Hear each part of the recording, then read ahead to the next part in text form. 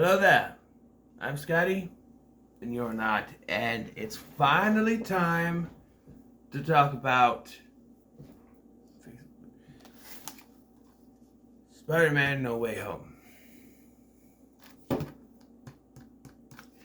I thought I had a lot to unpack with James Bond, with No Time to Die, but this movie,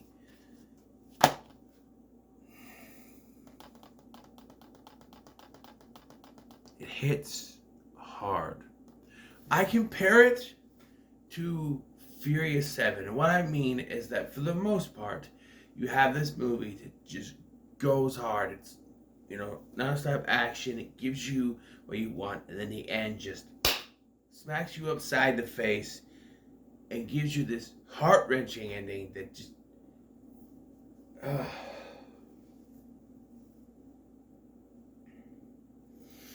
So, as you know, if you don't know, this is my first time watching this, alright? I do not have a theater to go see these movies, so these are a lot later. I have to wait for the Blu-ray releases of these movies to review them. Which is why it's taking so long. And I said this was going to be the one, and I got some other ones from last year to review, but here's the thing. I have to wait for Uncharted. I forgot about that. So I'm still waiting for Uncharted. Hell, I got Scream 2022 today, too. And it came out a week before this came out on Blu-ray. They came out last week. This came out this week. If you're watching it when I released it, but where do I start with this movie? Well, let's do the build up to it. Going into this movie, there were rumors in circulation since that trailer hit, showing the Green Goblin, Doc Ock. We're showing Doc Ock specifically, and then you get the Pumpkin Bomb, and then Seth Rollins, Willem Dafoe laugh, and then you get some sand swirling around, some lightning, stuff like that. You get a brief glimpse of the lizard, and you're starting to think something is going on here. Then you get the full trailer. Gives you the plot, shows you a few more things. Rumors began circulating that the other two Spider-Man, Tobey Maguire and Andrew Garfield, were going to be in this movie. Despite the fact that Andrew Garfield, at every moment that he was asked, said no. The fact that he went on Jimmy Fallon, he was asked about a clip, and he said it was Photoshop, wasn't real. But no one believed him. It even says that if people ask him if there's going to be an Amazing Spider-Man 3, if he's going to be in another Marvel movie, he's not going to say anything because no one's going to believe him. And you know what? They're right. He's right. No one's going to believe him now because I don't understand the marketing here. If you are doing a movie, even the Blu-ray doesn't have anything. The only thing that has anything to indicate is that it says there's a meeting of the spiders here. And Spider-Man unite. That's it. There's nothing in the synopsis on the back. There's no pictures anywhere. Nothing. Right? Except for some of the ads for it. Now, when the Blu-ray was coming out, they were showing stuff with the three Spider-Man, and I was like, hey, but nothing on this at all. Says about them, and I don't understand why you wouldn't market all of the Spider-Man being in the movie. That seems like a good marketing strategy. Hey, look, all three Spider-Man in the movie. Come watch the movie, don't you think? I mean, I don't think there's anyone out there who believed for a second that they were in the movie. I mean, there were some people on Facebook, trolls we'll call them, say, oh, they're not in the movie, well, now you're probably kicking yourself in the ass for saying that, but yeah. And this is full spoilers. But I will talk about the moment. Because it is a moment. I did already know.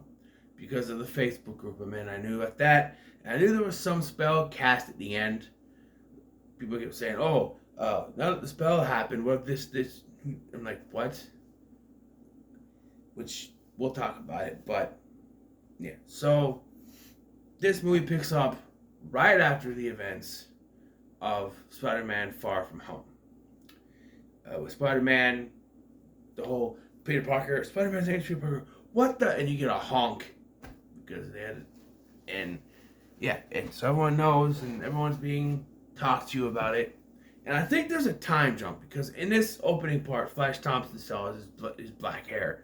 But when it cuts later, he has blonde hair because they're trying to make him look like Flash Thompson from the comics, even though, I don't know. I really don't understand his logic. Spider-Man's a fugitive, but he's going around and saying, hey, Spider-Man and I are friends. And I'm just like, what? Wouldn't that be worse? And yet, he gets into MIT and the other three don't, even though he's going around saying he's a friend of Spider-Man's. It just doesn't make any sense. But, yeah. So with all this, he wants it to go away. So, of course, he goes to Doctor Strange. By the way, we do have a cameo, and I'm going to point this out because everybody was predicting it. In the trailer, you see this guy slam something down on the desk, and everyone's like, that's Matt Murdock, that's Daredevil. And you get this, it's a brief cameo. I was actually expecting more from him, like Daredevil to show up and fight, but no. It's a brief cameo as his lawyer says, you know, I can get you off of this rap. I can make it go away, basically. But it's not going to, you know, stop causing problems with their family and everything. Yeah, he's just Matt Murdock, and he kisses the break. How you do that? But, yeah, it's just a brief cameo. It's nothing special, but it is nice to see him. I haven't watched all of the Daredevil. I think I watched the first few episodes. I know they're on Disney Plus now. I don't have any access to that right now. But it was cool to see him back. And so Spider-Man, Peter Parker, goes to Doctor Strange for help. You saw this in the trailers. He's going to cast a spell. We get there, we find out Wong is the Sorcerer Supreme now. Because when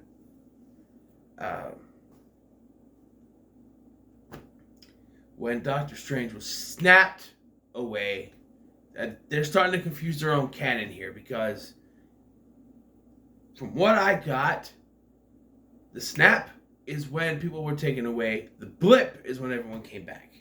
And everyone said, oh, they were blipped away. No, they were snapped away, they were blipped back.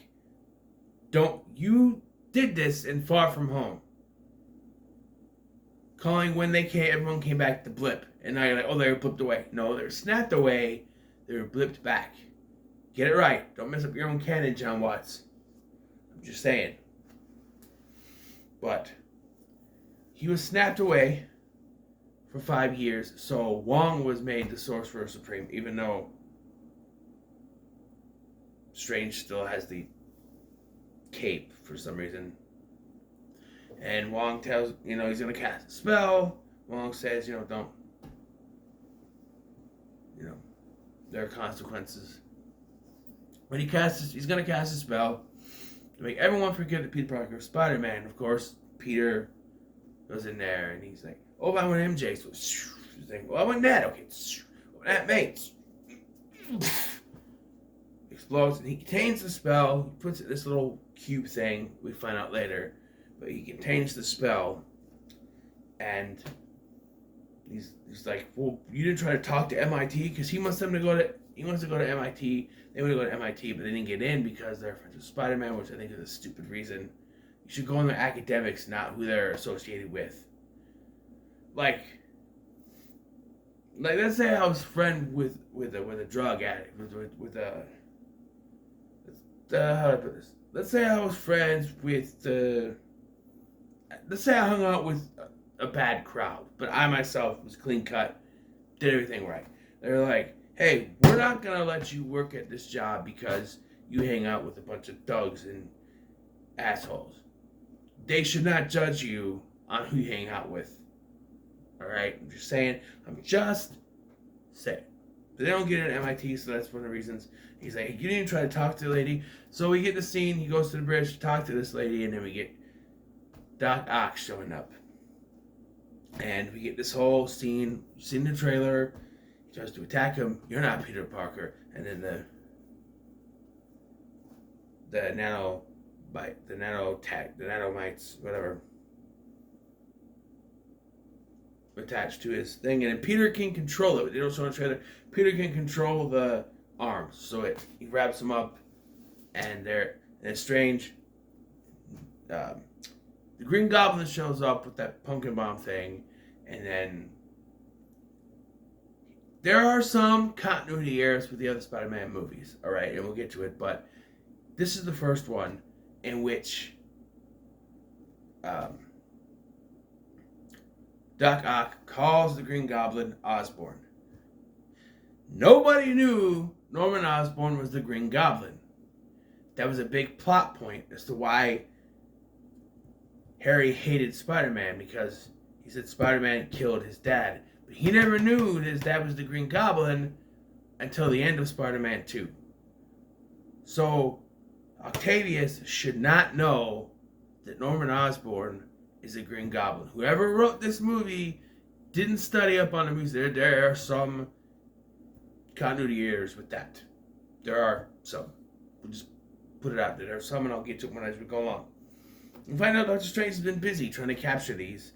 He's got the lizard already there, and then he has now Octavius. So Spider-Man's this suit, nanotech suit, is broken. So he uses another suit that we see get green Nickelodeon slime on, for lack of a better term, and he puts it inside out, which is what everyone predicted. And he gets this cool sling ring shooter thing, uses it to send them to the little prison thing. So there's reports of a monster downtown. So he goes down there and he finds Electro, that being, Max Dillon from The Amazing Spider-Man. And it is the same one, but there's continuity with him too. We'll get to it. But also, you see sand moving around, and it turns out it's the Sandman. And he's not totally evil, which I like. I mean, the trailers made him think he's a bad guy. People are like, why is he bad? Well, there's a reason for it at the end. But he's basically the same person he was. And you got props to getting Thomas Hayden Church back to do the voice. I'm not sure if we see him as human, but I don't know if that's just like reused footage from Amazing Spider-Man, from Spider-Man 3 or not. But yeah, it's cool to get him to come back. And I do have a problem with him, but we'll get to it. He uses the thing to eventually send them into the little prison thing. And he tries to explain what's going on, try to figure out.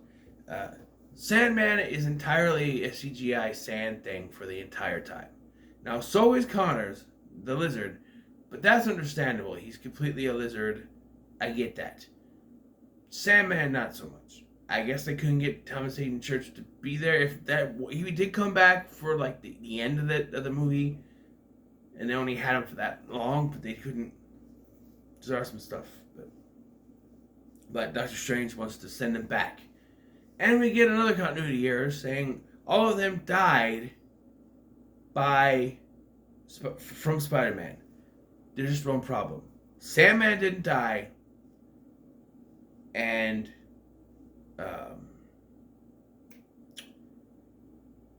there was one more. Maybe it was the Sandman. Sandman didn't die, and neither did Connors. That was the other one. Sandman and Lizard didn't die in their worlds, in their time. If this was different versions, you see that. But they didn't die.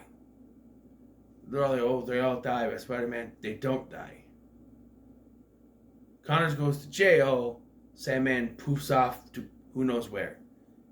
They don't die. And that was in the trailer that they said that, and I thought maybe it was a misleading thing. But no, it's in the movie. It's not. They did not. Those two don't die. And then Doctor Strange explains another thing that's coming here. He says that they all came here because the spell messed up, and now they're all coming through because they know that Peter Parker is Spider-Man. Wrong again. Electro didn't know Peter Parker was Spider-Man. And yeah, I think it's just Electro because Connors knew, and I'm pretty sure by the end that Sandman knew, but Electro didn't know that Peter Parker was Spider-Man. So that doesn't make any sense. And if you, this isn't really a spoiler yet, but Venom also came through. There's a mid-credit scene. Venom also came through at the end of Let There Be Carnage. He didn't know that Peter Parker was Spider-Man, although spoiler alert, they never meet. I don't understand why they did that, but they didn't meet. They never meet in this movie, but I'm just saying. There's logic gaps. Rewatch the movies and pay attention, because... But, of course, Spider-Man doesn't want to send them back to die. He wants to fix them, but Doctor's like, no, quick fix, send them back, which means the movie is over with less than an hour in. That's not going to happen.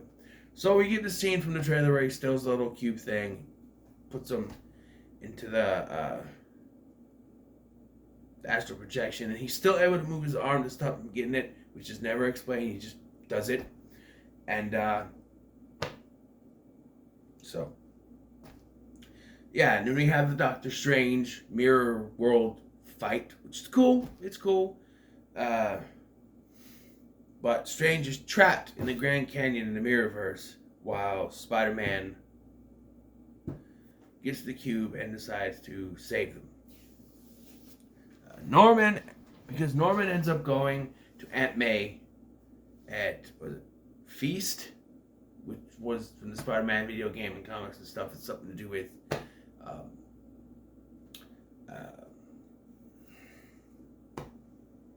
Miles Morales. And there is a Easter egg with Miles in here. We'll talk about it. A little nod, I guess. But, yeah. So, they resolve to give cures. They fix the chip in Octavius's thing so that the tentacles can't control him. And they're about to fix Electro, but he only wants more power. And he knows that there's a arc reactor in... By the way, they have to live in Happy's apartment, which has Stark Tech in it, of course. And they accuse him of stealing Stark Tech, but is it really stealing? It was his boss, and Happy works for the Avengers, so it's not really stealing. I'm just saying, Pepper could have gave it to him, and they're just trying to cover their ass, whoever's like a vice president or vice CEO, whatever, I don't know. But yeah, so yeah.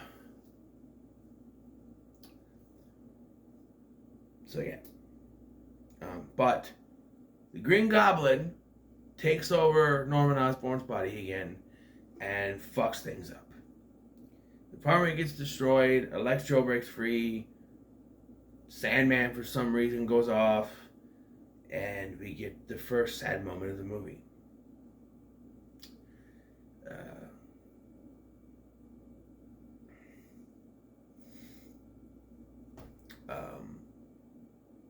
So there's a fight, and it gets down to Goblin fight. Well, you see from the trailer, Octavius gets flung out the freaking building, and the lizard jumps out. And, did you see that? You know, and they all go nuts. And Norman is fighting Spider-Man, or the Green Goblin fighting Spider-Man, and Aunt May tries to inject it with the thing. It doesn't work, and she gets hit with the glider. And at first it's like, oh, she's okay. She gets up. She's like, okay, I got knocked on my ass. I'm fine. She has labored breathing, and she's like, I'm fine. But then it's when she says this that he's like, I'm gonna give up. I'm done. I'm gonna send him back. She's like, no. With great power also comes great responsibility. And I went, shit, she's dead. What? Anyone who says that ends up dead. And there's also something I'm gonna talk about later. But yeah, she falls to the floor. She's bleeding. She dies. And of course, everyone blames Spider-Man for the attack. There are people out there that saw him legitimately saving people. And yet, of course, Jameson is always the one that hates on Spider-Man. But this is just, I don't know. But yeah, Aunt May is dead. And Peter is furious. Meanwhile, we cut to MJ and Ned, who are in Ned's house. We get to meet Ned's grandmother.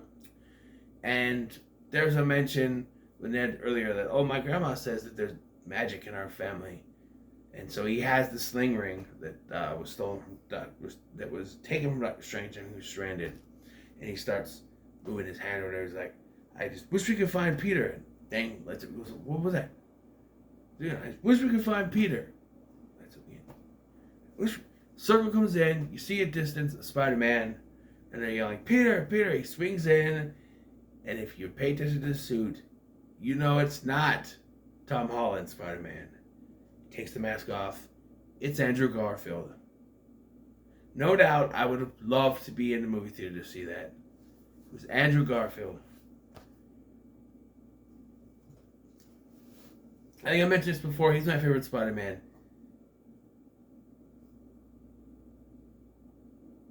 Tom Holland's really good, and I don't know. I really don't know if he's a better Spider-Man than live action Spider-Man, I should say, because Christopher Daniel Barnes takes the cake. But, yeah, Andrew Garfield, and they're like, are you really Peter Parker? Yeah, I'm Peter Parker. You're Spider-Man. Puts his hand over his seat. He's like, crawl. What? Crawl on it? But this isn't enough? No, it's not enough. So, crawling, takes whatever cobweb that the grandma says. He's like, okay. Well, that's not the right one. Let's try again. So he does it again, and Tobey Maguire walks through the portal. They're in the movie. So all you haters who say, oh, they're not in the movie, lower your expectations. You're just setting yourself up for disappointment, which is kind of, I think, I just thought of this. I think they were setting this up because MJ has a thing. If you expect disappointment, you won't be disappointed. And she says it a couple times during the first half of the movie. And I think they were trying to mess with people. Like, oh, you came in here expecting Andrew Spider-Man. You're going to be disappointed. But they're here. Where's the other Spider-Man? Where's our Peter? Where's the Tom Holland Peter? Well, he is on the roof of the school, which they established earlier, and it's in the trailer too that they're up there. They go up there and they have a little hug. And it was just a moment I kind of forgot because I seeing the other two Spider-Man, it made me smile. And then they hug him, and I'm like, oh yeah, Aunt May died, so I start crying again. Happy got arrested, but nothing comes of that, I guess. So they decide they're still going to try to cure the villains. So the Peters work on a cure. And I like they do have conversations, on this roof at one point. Sam Raimi Peter, or Toby Peter says, I lost my Uncle Ben. And then Andrew Garfield Peter says, I lost Gwen. And I'm like, well, you also lost your Uncle Ben. But our Tom Holland's Spider-Man doesn't mention Uncle Ben. So was there never an Uncle Ben and she was just single this entire time? That's interesting. But, who knows?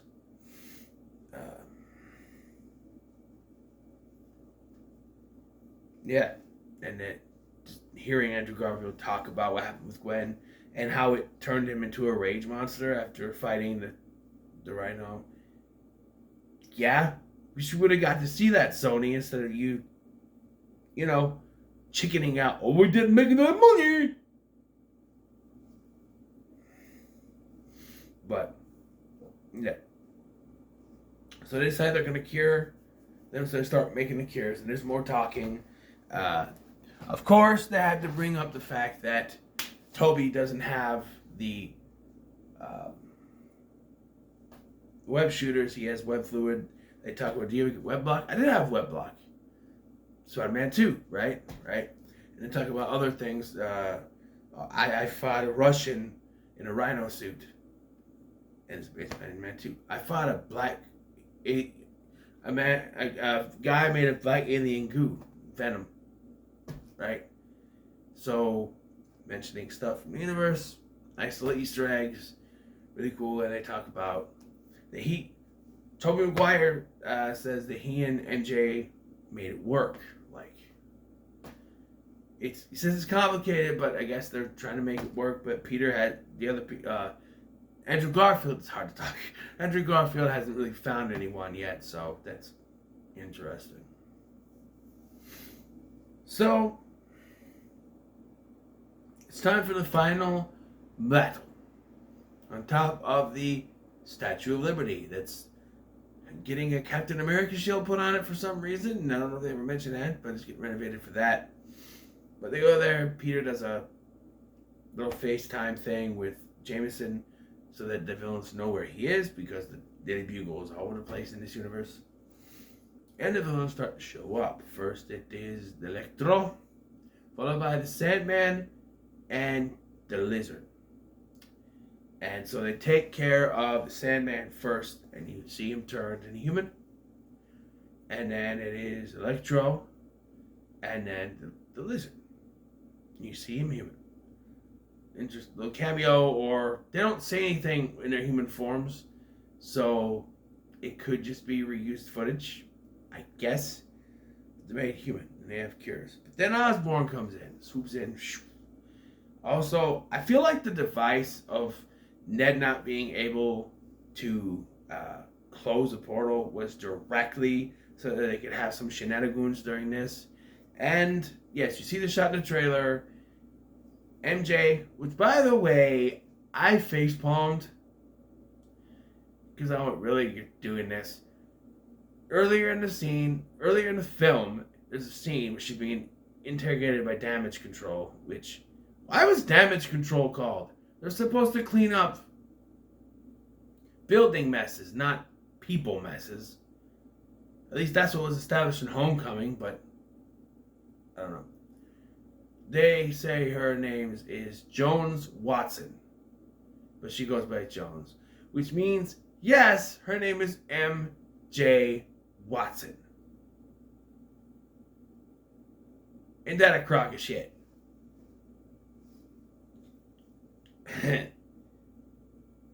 But yeah, she falls.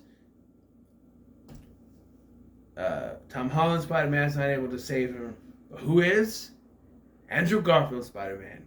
And he catches her and he starts crying because that was his moment.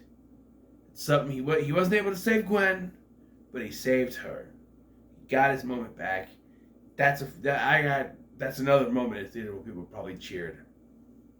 There was a moment. But Norman is there, he's causing hell, he's the only one left. Spider-Man kind of fight. Toby gets stabbed in the back, because Tom Holland is at his wit's end. He killed Aunt May. He's about to stab him with the glider, but Tobey Maguire jumps in, stops him, and then Tobey Maguire stabs the back, and I'm like, are they killing him off? No, they didn't kill him off. As far as we know, he's still alive, right? But yeah. Also during this, Ned tries to open the portal to escape. Frees Doctor Strange, who's stuck in the Grand Canyon. And they say he's actually curing him, he's saving them, that sort of thing, but he still wants to do it. But Doctor Strange, you see this, it's cracking, the spell is loose because the Green Goblin activated a pumpkin bomb, blew the thing up, the spell's loose, it's cracking the fabric. You see silhouettes of the Rhino and Scorpion and maybe Shocker in there and other stuff. That Kraven, I think. Just little silhouettes setting up. Oh, look at all this stuff. Watch Morbius, please. I don't know, but yeah. And so but Andrew Garfield is able to throw the Tom Holland, injects him, cures Norman, Norman's back to normal, and he's all upset about what happened. And then Spider-Man goes to talk to Doctor Strange. And this is the part I have a big problem with. Because going in, alright, they set up this spell where everyone's going to be Spider-Man. And I said, I don't want that to happen. The Peter Parker is Spider-Man. I want it to be like Peter says. That everyone but MJ, Happy, Aunt May, and Ned forget about him. They're the only ones that know. But here, they flipped it around and they said, oh, everyone's going to forget who Peter Parker is. And I went, no. No, don't do that. No. Don't want that. And this is where I mean it went from action-packed to genuine sadness. And I don't understand what they're doing.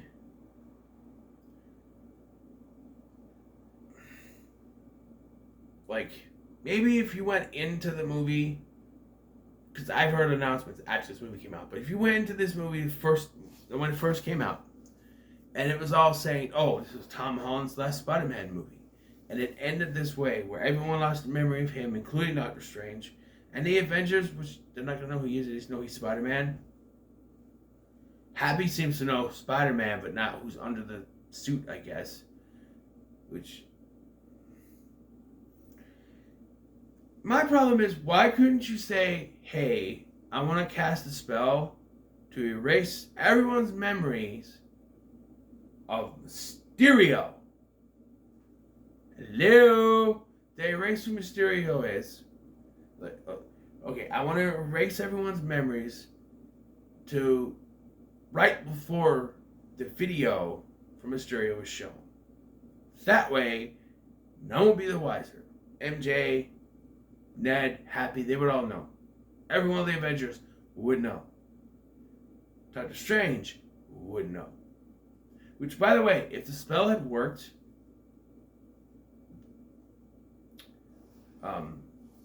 Doctor Strange wasn't going to do it himself. If the spell had worked, and he had restored, and he had erased everyone's memory of Peter Parker being Spider-Man to, except for the 3, 4. Then all of a sudden, Doctor Strange would be standing there with some guy he doesn't even know. Who are you? What are you doing in my house? I'm just saying. Logic.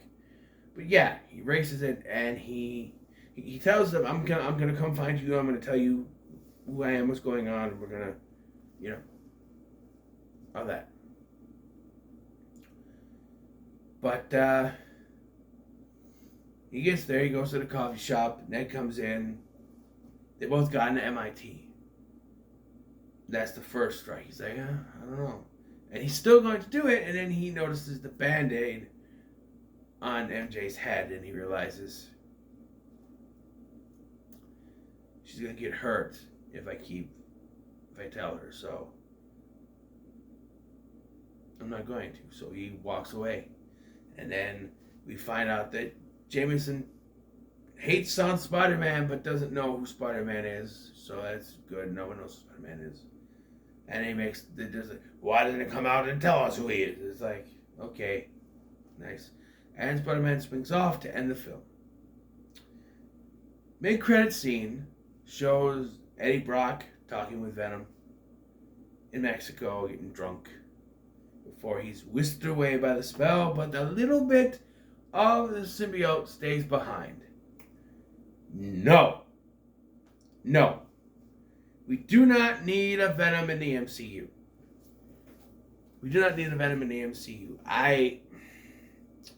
I'm fine with the Venom we have in the Sony universe.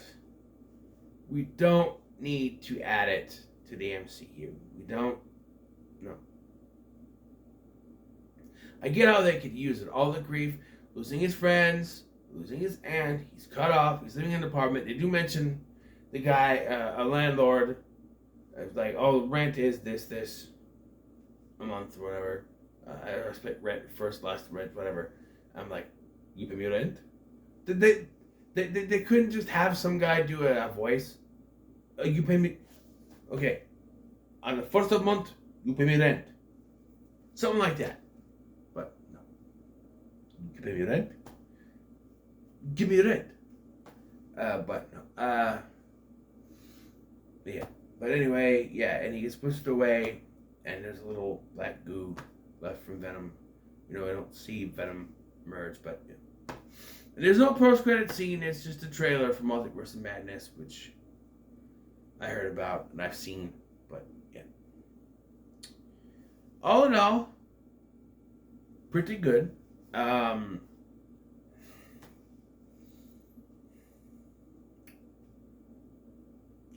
Everyone keeps saying this is the best Spider-Man movie ever made. I find it hard to disagree, but the ending has me at a disadvantage. I thought going in this was going to be a to the moon. There are a few MCU movies I would give a to the moon to. Avengers Infinity War, Avengers Endgame, Captain America, Civil War, and Winter Soldier. But this one, I would give a pretty good, because it's so close to being a to the moon. The ending ruined it. I think they fucked up the ending. I did not want it to end with people's memories being erased in any way, shape, or form. Because the trailers had oh, maybe you need to accept. Because you couldn't accept. You couldn't deal with it. I'm like, no, don't go to, at the end, he's just going to have to deal with them knowing. I would have accepted that, oh, he's just going to have to deal with the fact that they know who he is and it's going to continue like that. But, a better ending would be this. All through the film, they're calling him a bad guy, but he saves the day, right? He saves it, and this say Strange is able to close the fucking gate and end the spell, that thing. And they call him a hero at the end. Wouldn't that be better than erasing everyone's memory? And I did mention this. So, I don't know if they were aware beforehand, but going in, like I said, he was saying that Tom Holland said this was going to be the last MCU movie he was going to be in. So if that was the case when they filmed it, then this was supposed to maybe separate him so he could do his own thing in the Sony universe if they wanted to take it in that direction. All the characters from the MCU would be taken out and he could work with the other ones. They could still have Jameson, and they could still do New York stuff. You wouldn't have MJ, you wouldn't have Ned, you wouldn't have any ties to the Avengers. But I don't know, a week or so after this came out in theaters, it was announced Tom Holland doing more Spider-Man movies. So yeah, I don't know. Maybe they shot themselves in the foot on this one, but I did not like the ending. Everything else, pretty good. So that's why I say it's pretty. So what are your thoughts on Spider-Man No Way Home? Let me know in the comments below. Make sure to like, share, and subscribe. Thanks for watching. I've been Scotty, and I'll see you in the next one.